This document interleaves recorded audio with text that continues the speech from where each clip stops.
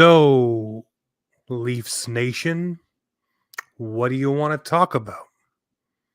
Do you want to talk about the fact that Simone Benoit is not in the lineup?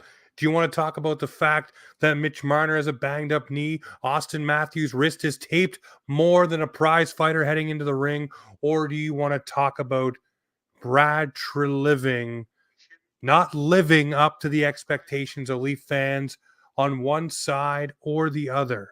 For me, what I want to talk about is the fact the Leafs did what they could with what they had and were not willing to pay the prices that needed to be paid to get the guys they wanted. They were not simply going out and spending an Easton Cowan, a Fraser Minton, or a first-round pick for some team that was trading the same guy away for less. So if you want them to blow out the entire cupboards for guys that were going for less of an asking price than they were being asked for the Leafs, I'm not for it. I'll tell you that right off the hop, and I'm happy with what the Leafs have absolutely right now. For me, that's where I'm at. If Matthews' wrist is banged up, sit him. If Marner's knee is screwed, sit him. But one guy you don't sit is the milkman who's been bringing the hits, bringing the passion, and bringing the energy on a night in and night out basis. That is a guy that's a heart and soul the boys rally around and the boys absolutely love, not to mention the fans. Sitting him is ludicrous. At this time of the season, you are not trying to figure out what Timothy Liljegren is. You already know. It's not now the trade deadline's gone. He can fit into his role and feel himself. He should have been feeling himself 30 freaking games ago. Simone Benoit works. He blocks shots. He hits the body. He does what needs to be done on a night in, night out basis, and he does not complain. Why is he not in the lineup? Because you want to work in Timothy Liljegren. He's had, 5 years to absurdly take a spot, and he hasn't. This is not the time. You're about to face the Bruins in the playoffs, who by the last time I checked, they hit hard, they play hard, much like Simone Benoit. Sheldon Keefe, give your eyes a shake. Your head is stuck, and it's somewhere I don't even want to say. But that's how I'm starting it. Go ahead, Clarky. How's your night going? Hi. Yeah, no, hi James. Yeah, no, it's been an interesting couple of weeks here with the trade deadline and everything going on, and we haven't really had a show in a while, so I guess there's a lot to catch up on. And the rant was wonderful, a wonderful way to kick that off. So well done there, sir. As usual, you always bring the heat with the rants, and I always appreciate that's about you, James. But one thing I will say is that I do. Agree with you 100% that I think the moves that they made reflected what they had available to them and what was available on the market. And I just think that, and I said this, I tweeted this out as well, but I just kind of said like, who was actually available, who actually moved that the Leafs didn't get, that if they would have paid the price it would have taken to get said player, would have moved the needle. And I put Chris Tanev on there, which I think maybe he would have been the one that would have maybe moved the needle a little bit. But the price with the Leafs, for the Leafs, the price that the Leafs would have had to have paid with the Brad Tree Living tax for Calgary, I think that price would have been higher. And I just think that it wouldn't have been worth it at the end of the day with the price that the Leafs would have had to have paid. Brad Uh, Treliving basically said F you to the league. If you yeah, want to put a Leafs tax on guys, I'm not paying it. yeah, And I'm glad that he did that. He didn't yeah, doobus it out. He said, I'm yeah. not paying it. Exactly. And I think that's an important thing to keep in mind. And if you get a chance to talk to almost any former executive, and I've been lucky enough to have spoken to a few of them over my days, um, but anyone who's been in a war room or a trade room or something along those lines, a lot of them will tell you that the best moves are often the ones that you don't make. And it's hard for fans to really grasp that concept of that it's hard, it's the best moves are the ones that don't get made. but usually long term, the evidence and everything comes out from that. And you see at the end of the day that sometimes the moves that weren't made were the ones that would have cost you way more than they were worth. And it wouldn't have actually improved your team as much as everybody thinks so, or the perception wouldn't have improved that much. So again, the guys who were moved that the Leafs didn't get. Noah Hannafin, that price was ridiculous. Not ridiculous, it's a good player, but that price was not attainable for the Leafs. So let's forget about Noah Hannafin. Thomas Thomas Hertl, Hurdle. that price was not attainable for the Leafs, so let's not worry about him. Those are the two guys who truly would have probably moved the needle quite a bit. But neither of those guys are available. And Hurdle's going to be injured to the playoffs anyways, almost to the playoffs. So he wouldn't have helped the Leafs in the regular season, and who knows how healthy he's actually going to be when he comes back. He's a long-term project for the Vegas Golden Knights because let's be honest, he's under contract for a long time. That's a move that they made, yes, for maybe some small short-term benefit, but also for a very long-term outlook for this team. They needed a centerman for a long time. It's Eichel, Hurdle, and Chandler Stevenson now for the next however long. That's a pretty good trio, if you ask anybody. So, it's just there was a lot of fringe guys moved. I think there was some fringe guys that got a little hyped up that fans were upset that the Leafs didn't go out and get. But at the end of the day, Joel Edmondson is a guy who has played big minutes, has a ton of penalty kill time under his belt in his career. He's only 30 years old. He's not over the hill yet. And you know what? Not that long ago, he was a $5 million defenseman. People seem to forget that because he's had a down year due to injuries and stuff in between that. But he was, for the Montreal Canadiens, a top four, top pair, $4.5, $5 million defenseman not very long ago, who had a really huge impact on the series that the Leafs lost to the Montreal Canadiens a few years back. That's not that long ago. He's only 30. I think he's going to play a nice role for the team, and he wasn't that expensive in the long term. Ilya Lyubushkin, you can tell already he fits into this roster for whatever reason. In the short sample size he's been Morgan back, Riley. For whatever reason, it makes no sense.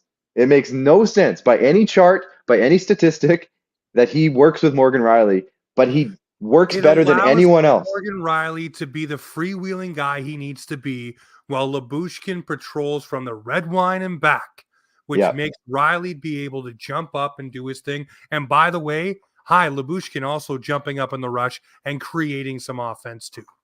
Sure. And you know what? He's a right shot. They really needed a right shot. And again, at the end of the day, the price wasn't outrageous. It's not going to kill the franchise in the long term. They were able to keep their first round pick. They were able to keep all of their prospects except for Dmitry Ovchynnikov, which might come back to bite them in like 3 years. But I don't think we should be sitting here sweating over losing Dmitry Ovchynnikov. I think we're okay. And at the end of the day, as a Western Hockey League guy myself, I saw Connor Dewar in junior hockey. He's a very solid player. We talk about Noah Gregor. He's kind of in the mold of Noah Gregor in terms of speed. He's a little undersized, but he's gritty, and he's a forechecker. He's going to be a great penalty killer for the team, better than Noah Gregor. So I'll say that. He was a big penalty killer for Minnesota, and I just think that he's going to be a nice fit. And I didn't really get a chance to see his first game as much as everybody else, but I'm excited to see how he fits onto this roster. And again, James, one of the biggest things that they needed was penalty kill help, and they got Joel Edmondson, Ilya Lyubushkin, and Connor Dewar. That was a tidy piece of work. I know it wasn't flashy, it wasn't sexy. We didn't need flashy, but we didn't need. Now, here's what I'll say: we didn't need flashy. We already have flashy. We have the big boys. They should be doing more than they currently are. That was why Brad Treliving said, it's internal now. The guys in the room who we have also need to be better, and that's part of our trade deadline, is that going forward, who we have also need to be better. We got some pieces that'll help what we needed. We have some physicality. We got some penalty kill guys. Now the guys who we are paying big money to actually do the big jobs need to step up and be better at what they're already doing, and that's a very important part of all this. Let me tell you this. The Leafs augmented the lineup where it needed to be tweaked. Did not need to be overhauled. Did not need to be redone. This team has good pieces. They needed to figure out where their deficiencies were and attack it, which they did. Edmondson, Lyubushkin, and Dewar, all penalty kill guys, all guys who can clear the front of your net, all guys who are responsible where in their own end of the ice, which the Leafs needed to be better at. And this will allow them to do so. Not to mention the fact, the guy you would go out and get as a fringe good pickup, a Cali Yarncroke type. Oh, guess what? He just came back from injury. He hasn't been here for a couple months. So it's like a free agent pickup. Mitch Marner now on the shelf for a little bit. Good, let him rest. That'll be like a good pickup because you'll get a fully healthy Mitch Marner. Same thing with anybody else who is not able to go. Jake McCabe banged up. Let him rest. You'll get these guys back. But they have found money in Bobby McMahon. Shout out to the guy who just signed a 2-year extension, by the way, at $1.35 million per. This guy has stepped up and scored. And guess what? It came off the fact he was supposed to be scratched and scored a hat trick, has never looked back. Love that for the guy. But what Brad Treliving did with this Maple Leafs roster is he said, the guys that are here will get the job done. I will give you what you need. Penalty kill help, no problem. Here you go. Ilya Samsonov here, Joel Wool here, Matthews, Marner, Tavares, Nylander, Riley. Get it done. Guys you chase after that you would want, Tyler Bertuzzi, Max Domi, Matthew Nyes. These players are already here. You don't need to go get them. They're already a part of this roster. Cali Yarncroke came back from injury. That's what I just said. Yeah, he's back from injury after 2 months. He's here. So this team is ready to go. So stop beating the drum that Brad Treliving was dumb and didn't do this and didn't get your favorite shiny new toy. We have a lot of fun toys here on this roster. They need to step up, or show themselves out. Because this needs to be their team, not anybody else's. And one other thing I will say too is, let's be honest, is that the moves that most fans probably want to make or wanted to happen are probably summer moves anyways, guys. Like, these are types of moves that are going to be made at the draft. And guess what now? The Leafs can go into the draft after, Brad Treliving's first playoffs with this roster under his belt, and he can say, okay, we clearly know the deficiency. We clearly know what we need. We now have $16.5 million in cap space. We have 7 open roster spots. That's what I saw today. Somebody did a report. They have, I think it was they needed 2 forwards, 4 defensemen, and a goalie. I think is they have. Goalie. Yep, you're right. So there are 7 roster spots open. They have $16.5 million in cap space opening up. Now you would assume that 2 of those guys will be Domi and Bertuzzi, either coming back or not. They'll let that happen, but at the end of the day, what I'm saying is that now they are going into the draft without depleting all of their top assets. They have a first-round pick that in this upcoming draft that they can now trade. They still have their top prospects that they can still trade, and now they have cap space in the summer that they can utilize to add guys that actually cost. I'm talking a Colton Parayko type of player. I'm talking, guys like that. That can be done in the summer when teams have way more flexibility to mess around with stuff, and they want to make moves at the draft. That's where we're going to see the move that everyone wants, and that's where Brad Treliving is going to strike, if he's going to strike at all. This trade deadline was too difficult, James. This is the 3rd or 4th year in a row now with essentially a flat cap. Teams are running out of creativity. It's just there aren't as many moves to be made right now, even though there were some moves made, but there aren't as many because teams are running out of retention spots. They're running out of caps or draft picks, like low draft picks to just like throw around for double retention. Like, this has been going on now for the 3rd or 4th year in a row. Teams are just running out of that energy. The cap's going up. The cap space is going up in the summer. They still have major assets. The summer is where this move is going to be made that everyone's dreaming about. Listen, here's the thing too, okay? 3 p.m. Eastern. Trade deadline is done. March 8th, 2024. Everybody puts their pencils down, pushes their tests in. The 16 teams that took the test will then be graded throughout the playoffs. And that is where you will find out who made a passing grade. But I'll tell you this, many a team have stepped up and made many different changes to their roster, and it doesn't work when you start bringing in big names who have to fill big roles. And there's also reasons why goaltenders usually don't move around the deadline, because it's way too hard to learn a new system and all the checks and balances. So imagine adding all of these players like Vegas just did, and then adding back everyone coming back off of IR and saying, hey, mesh together and figure it out with no practices and no downtime, because you go from the regular season almost right into the playoffs. and Yeah. you're bringing guys off of LTIR. But we'll get off the trade deadline. We'll get off that stuff in true living. One thing for me, I'm really hot under the collar about is Simone Benoit sitting. This to me is just Yeah. ridiculous.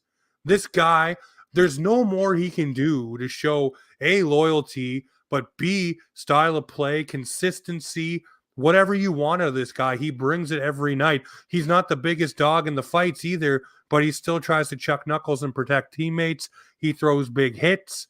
He does everything that we want to stay at home, prototypical defenseman to do. But now he's riding the pine because you want to give Lily a shot. Clark, what is happening here? Why? Yeah, this one's a tough one, and I will say that I have a bit of a tinfoil hat theory about this one. Obviously, we just talked about it. They added Joel Edmondson at the deadline and Ilya Lyubushkin right before the deadline. I'm a firm believer. Well, they also had Mark Giordano kind of during that. I know Edmondson was added after Mark Giordano got hurt, but after Lyubushkin got acquired, they still had Mark Giordano. So if you think about it, Gio got hurt, and I think there was a quick replacement made with Joel Edmondson. But I'm also wondering if there wasn't something bigger at play where they were thinking that they were going to maybe be able to move one of their guys out, and that Timothy Liljegren could have been that guy. It might have been TJ Brody. I'm not entirely sure, but I have a feeling that something was like 90% done, and they're like, okay, we got our six defensemen now are going to be this guy that we're adding, and Simone Benoit's in that group, et cetera, et cetera. But it didn't happen, and now there's a good problem, James. I'm going to say this. It's a good problem to have because you know as much as anybody, and everybody watching probably knows this, but when it comes to the playoffs, you're going to need, if you're actually serious about making a run and you actually go on a run, you're probably going to need anywhere from 10, 11, 12 defensemen Oh, at some definitely. You're point. going to need depth for sure. So having Simone Benoit, and I know it hurts. I know it hurts because he's your boy, and I get it. And he's a lot of people's boys. He's a fan favorite for a reason. But having him sit, as hard as it is to him not have him play, it's a really, really good problem to have at this time of year. And to have a guy that we want in the lineup so badly, just sitting there waiting for his chance to get back in, this could pay off huge down the road. That's all I'm going to say because I totally agree with you. It sucks that he can't play. Listen, yeah, I like this guy so much, and I think him and McCabe are going to be the shutdown pair, especially against a team like the Boston Bruins. You also then bring in Bush, and you have Edmondson, so you have some size and physicality across the board, and you allow Mo to do his Mo things, and you just enjoy it. But we'll see what happens. Another guy that is in that spot, that aura of I need to play, give me a shot, what do I need to do, is Nick Robertson. And I made the tweet last week. He got sent down, and I said, damn sure this guy isn't happy about this. And everybody got on my ass saying, hey, listen, what are you making up stories? What are you talking out of turn for? And what does Nick Robertson drop yesterday? No, I'm not happy. I was not happy about it. I can see that it's a business move, but I don't like it. I'm not happy. I want to be here. So for me, that's twofold. This guy, A, wants to be in the lineup, but B, has the passion that burns to want to help this team win and be a part of it. And for me, I look at the roster today at practice and say, why is Nick Robertson not getting an opportunity in the top six unless you are saying you're in my doghouse for what you said in the media? For me, this is an opportunity with Marner going down for him to step into a top six role and allow him to put up or shut up. Show me what you're talking about, kid. Show me what you're bringing. Because this is the opportunity you've been wanting. Marner's out. You're an offensive guy. You can move the biscuit. Get in there with Matthews. Show me what you got. Yeah. And then if he doesn't, then you have all the rope in the world to say, Nick Robertson, we gave you every bit of leeway, but you didn't do it. But right now, this guy, I have no problem with him whining or complaining or whatever you want to call it. To me, this is a guy trying to show you he wants to be a part of this.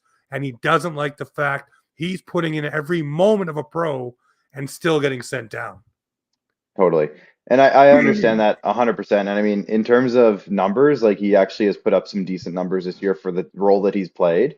So I'll give you Not that. far behind a guy named Matthew Nyes, who Exactly. we all love. Yeah, we all love Matthew Nyes. My dad even said last night, I was talking to him, he's like, I love that Matthew Nyes. I'm like, yeah, he's good. He's a nice He'll player. And he's going to be, I said this, I think Matthew Nye's, his moment's going to be like his big breakout moment is going to be like not next season, but the one after. I feel like he's going to have a huge year. Like he's just growing into his body. He's gaining confidence. He's gaining strength. And I just think by like 2 years from now, Matthew Nye's is going to be an undeniable top six player. But that's a whole different story. We're not talking about him. We're talking about Nick Robertson. Now, here's for anybody who might have missed it. The lines at practice today were Bertuzzi, Matthews, Yarncroke, Domi, Tavares, Nylander, Nyes, Kampf, McMahon, Holmberg, Dewar, Reeves, and Gregor and Robertson were extras. So there's definitely a spot in there somewhere for Nick Robertson. I'm wondering if they didn't want to put him on the fourth line for obvious reasons. I mean, Holmberg is a much more valuable player to have on the fourth line than Nick Robertson, I will say. Put him on the first line. Yeah, I hear you, but they're playing Philly, and you know how Philly can be sometimes on a, you never know. You might want Ryan Reeves out there just being the policeman. I kind of don't mind it, just with the history with Philly and everything, and some of the guys they have over there. I don't mind it, just Oh, having him out come off there. it, man. If Nick Robertson's going to be an everyday NHLer, he's going to have to be able to deal with this crap. I Yeah, get I the know. policeman thing, but you brought in Edmondson and Labushkin for Yeah. reasons. Yeah, that's fair too. But there's, sometimes the best police movies are buddy cop movies, and who better of a buddy to have than Joel Edmondson and Ryan Reeves? They're buddy cops now. Like we're good. We we got some buddy cops out there. Listen, I love Ryan Reeves for the fact that he does a lot of this and shuts guys down without having to fight. I get it. But man, for me right now, this is an opportunity with one of your top offensive guys out to see what you have under the hood with Nick Robertson. If he's that Yeah, hungry and pissed off, use that motivation and let him for rev the sure. engine. And I get it. I'm just when I look at the lines, I just again, I unless you move Yarncroke down from that Matthews line right now, or because they have Bertuzzi, Matthews, Yarncroke, and you put Yarncroke on the third line and move Camp down. I could totally understand taking Holmberg out of the lineup, putting Connor Dewar as the fourth line left winger, having Camp as the fourth line center. But just have Putting them switch out. Like make Yeah, them I get it. I get it. rotate switch it or face offs. That works perfectly. Who do they play on Saturday? They play the Top of your Carolina head? Hurricanes, which is another Yeah. heavy team. It's a heavy team, but I think they're more. I would see Nick Robertson having a better game against Carolina right now than Philly, so I'm wondering if this is just a one-time thing, just to get a couple guys in and see one more different look, and then you get Nick Robertson back in for Saturday and put him in there, and hope he scores a couple of goals, and that would be really great. But I kind of agree with you, James. I think Nick Robertson has played well enough that he's earned a spot, but I'm also wondering too if we sometimes do get caught up in his name value a little bit, in the Nick Robertson name value. Not saying you specifically, I'm saying some of the fan base in general. Oh, I Uh, get it. For me, yeah, this I just see this here. You have a kid that you've been trying to figure out where he fits. yeah, And if you're using him as trade bait or you're trying to figure out what he is, there is no better opportunity than slapping him beside Austin Matthews and saying, "Here you go. Here's the runway you needed," and just seeing what the kid can do. Because yeah. Well, they can't trade him now cry to the media, I know. Well, they can. He in just the can't play in summer. the NHL. Right, yeah. If this guy's gonna, I'm not saying cry to the media, but if he's gonna say he's unhappy, then you know what? Show me what made you so unhappy. Where's your motivation? Show me what you got. That's all I'm saying. But another guy who has shown us what he's got, and it looks like coming off of this break here, the Maple Leafs are going to have Ilya Samsonov between the pipes, which to me has Sheldon Keefe leaning in his direction, showing that he has confidence in the Russian netminder to back the blue and white, at least for right now, as a starting goaltender. And that is a telling thing to me. This goaltender here had his struggles earlier in the season. Sheldon Keefe was not one of his biggest supporters either. Threw him under the bus a couple of times, saying they needed more from him. They needed Sammy of last year. Where has this guy been? And then he goes out and he steps it up. This guy was on the waiver wire. How many teams would have loved to have snatched this guy up and put them in their net and have him as their starter because he gone, 13-2? Absurd. This guy's been great. He's absolutely earned it. I get that. I love Joe Wool more, but Sammy's got the ear of the coach right now. What do you feel for Ilya Samsonov? I say tip of the cap, my friend. The redemption arc is here. Now bring me a Stanley Cup. Yeah, I mean, I said it right on this show, James. When he had those few good games right after he came back from being on waivers and being sent down, I said it. He doesn't. I'm not going to say he's all the way back to where he was, but man, is he showing signs of massive, massive improvement. And since then, I haven't watched a game where he's been the goalie, and I have missed a couple, but I haven't watched a game where he's been in net and felt worried at all. Yeah, you don't I have this. cringe. I have this sense it's completely different from the first half of the season to now. When he was in the net earlier in the year, there was this whole like he's gonna let one in here, like you could just see it, and now Yeah, it's the just air that's around not him was there. just scary.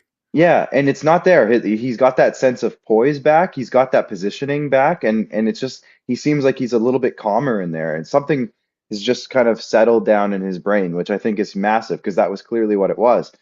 So I said it. I said it at that moment a few weeks ago when he came back that I think it's his crease to run with if he's going to continue to play this way until we see some sort of the next crumbling or whatever you want to call it, the next falter until that happens. I think it's his crease. And Joe Wall has been great, but again, it's almost like that Simone Benoit thing. It's a good problem to have having Joe Wall, just kind of biding his time. And we have to remember too, he's technically still coming back from an injury that could linger. So having him kind of just bide his time, and then eventually, again, when it's his time to shine, he will come back in and be good.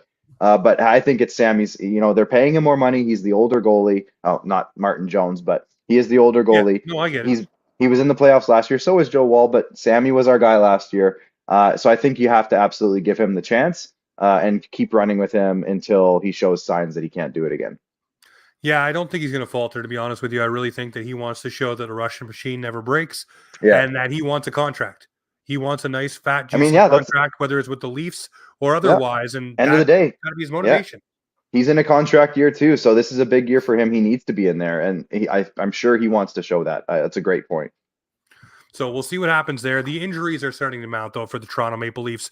And we have Mitch Marner out with a knee injury. They're calling it lower body. Someone slipped and did say it was a knee. So we know that for sure. He tweaked something. I guess they didn't reveal the results of the MRI, but he's not playing tomorrow. Now he's listed week to week. So, hey, you know what? Let him rest. Let him heal up. He's not chasing any huge milestones. That is what it is, man, for me, for Mitch Marner. Another one is Austin Matthews with that heavily taped wrist. I don't like seeing that.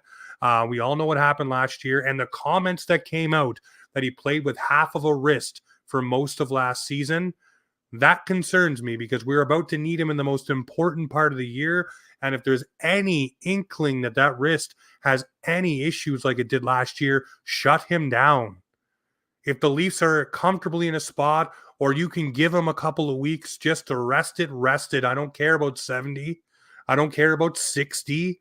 I care about the big shiny mug, and Max Domi said it in the middle of the season.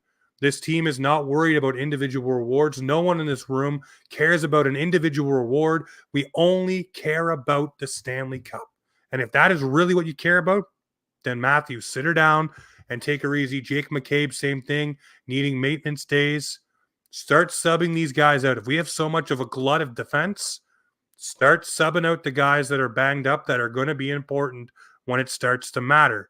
But there's a lot of guys that I know that are nicked up that you don't hear much about. But Matthews and Marner, to me, those are your two supposed gotta be workhorses for the playoffs. Get them rested, get them ready, and get them going. Yeah, it was the same conversation we had not that long ago with John Tavares. That whole when it looked like he was wincing during that one game, and there was kind of swirling rumors that he was actually playing hurt, but then he came out and said he wasn't, and we had the same conversation. This is not the type of year where you need to push through things. Uh, they have a bit of a cushion, like you kind of mentioned. Let somebody rest. We have all this other depth apparently that we have. Nick Robertson's waiting to get in the lineup, like a guy like that. Noah Gregor's sitting out right now, and he's more than capable of filling in for a little bit. So like things like that. If the sports, I said this again with John Tavares, and I still believe it. If the sports science team is so massive with the Maple Leafs, and Yep. they know all this stuff, and they're apparently the best sports science team and sports doctors in the league, why are we pushing guys through injuries at this point? There's no need. I'm not going to say a playoff spot is locked up already, but They're sitting okay at the moment. Like there's not an immediate concern. If You you have need a to, 6-point cushion over the Tampa Bay Lightning, yeah, which means to me, or a 6 or 8 point cushion over Tampa Bay. You can sit some guys and allow that team to get a little closer. You also have what's called games in hand. So yeah. why not use those? I would say like it right now at this exact moment, if there is a guy like Austin Matthews who has some small injury, regardless, give him 5 games off. 5 right now. Like give him 5 games. There's no need to push him through this next 2 weeks or 3 weeks of games, uh, unless there is a very, very concerning playoff, like they're going to fall out of a playoff spot. But you got Philly. You're so You, far away from that, it's not even funny. Like Tampa's the yeah, only real threat here. So yeah.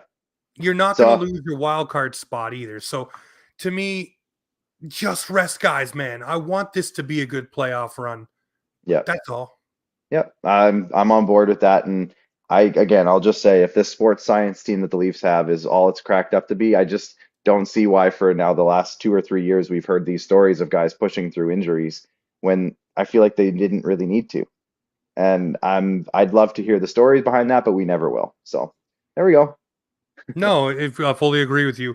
So last thing that we're going to talk about today is the Arizona Coyotes. There is some crazy things happening right now. There is a vote that goes down tomorrow, the auction of the land to be approved. But there's some things that are coming out. And shout out to my boy, Steve Peters, who's down there, who covers the Arizona Coyotes.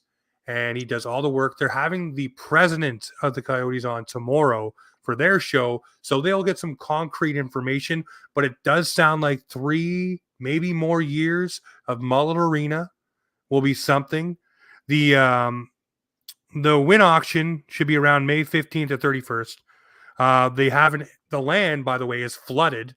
So they have to fix the flooding issue before they even build the building and Yeah, then make imagine sure that that. the flooding issue doesn't happen again. Imagine that. There's a freaking flood in the desert in the one area, in the desert, in the one area that they That want they to want build to this build. arena.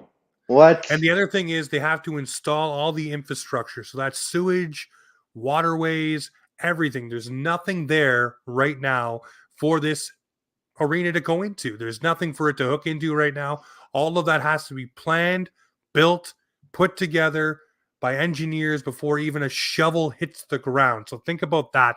That is a long process.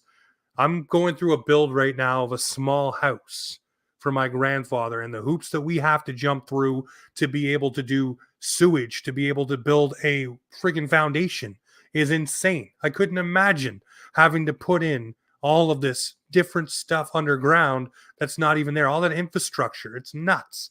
But then it gets better. They have to build the arena by 2027, which is the earliest it'll probably be done, which means the team would have to stay in Mullet till 2027, which is insanity. Insanity. Listen, and I said to my guy, Steve, I said, Steve, I love the fact that they stay at Mullet for, a bunch more years because I want to get down there to a game to see it in that building. That is a goal of mine. I want to see NHL hockey there. I think it'd be cool, that intimate arena, just to see how it actually is, right? The Yeah, shadows, the old time feel. I would love to see it. I think it's a cool niche thing that most fans should experience because yeah. you won't ever get to again once My this goes brother down. my brother lives down there, so if you need a place to stay, just let me know. I can hook you up. Well, listen, I will definitely take it up. But for me, this screams. I saw on the Rod Peterson show, shout out to my boy Rod, the show that you produce, that many people believe this team is going to be in Utah next season. We shall see. There hasn't been a firm inkling if that's going to happen. But when we did talk to Steve about these issues around the Arizona Coyotes, he did say there are the options of buying land, building the arena. There is the option of the Jazz owner, not the Jazz owner. Help me out here. The Phoenix Suns owner, Ishmael, whatever his name is. Sorry, not Yeah, trying to be disrespectful. Don't remember the top of my head. But he may buy the team and put them in with the Suns and then do all their thing. But then, of course, there's the Utah. There's also the, hey, maybe we go to Texas because there's a team that might want to go there. There's lots of different things swirling around this team. What I would like for Arizona Coyotes fans, and for all the jokes and TikToks and fun things we make about this team, Clark, I would like some clarity for Arizona Coyote fans, because this sucks. Losing your team, if it's going to lose, just tell me. Let me know so I can start to just process that and become a Maple Leaf fan, because that's what you need to do if you're losing your team. Just come over to us. We're used to suffering, but we do it together, and our team isn't going anywhere. Yeah, and they have 2 Arizona kids on their team, so kind of a perfect spot, right? It's like you're just switching home bases.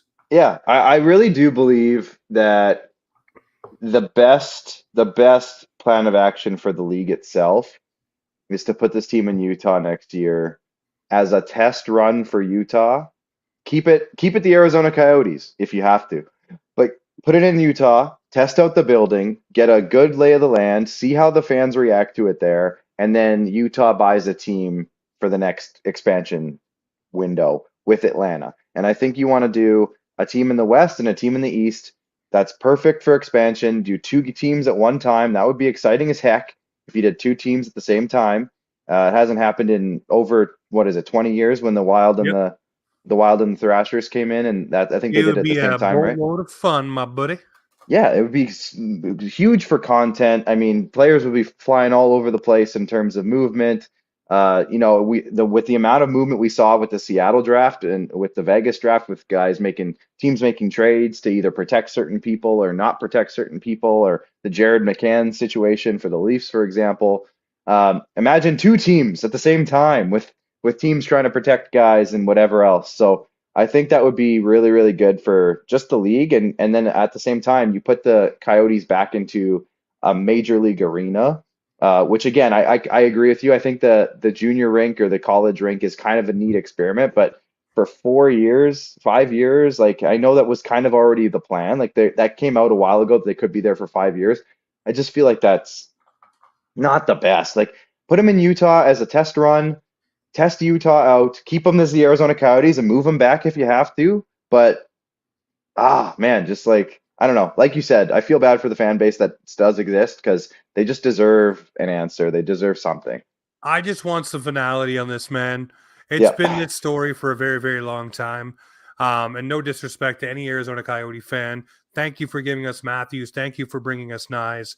Because without you being there, And these Shane players Doan. would not exist. And Shane Doan, of course, on their front office.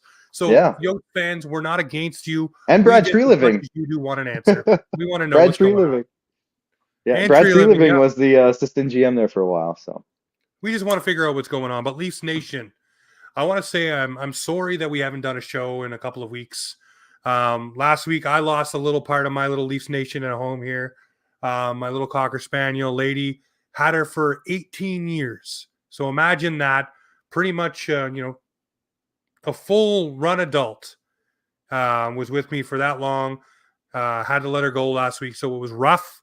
So I didn't feel like doing much of anything last week at all. I wanted to bury my head in the sand and just be an emotional dolt about it. So I gotten over it as much as I can.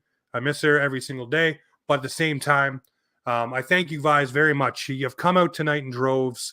The number is the highest I've ever seen it for us doing a live recording. Well over 100 people in here watching us right now talk about the Maple Leafs live, just on Twitter alone. So that doesn't include YouTube. So we appreciate you showing up and showing out. And thank you very much for all the kind words. But Leafs Nation, you know what it is around here. Clark, it's Offside Hockey Talk, where the Maple Leafs and hockey come to talk.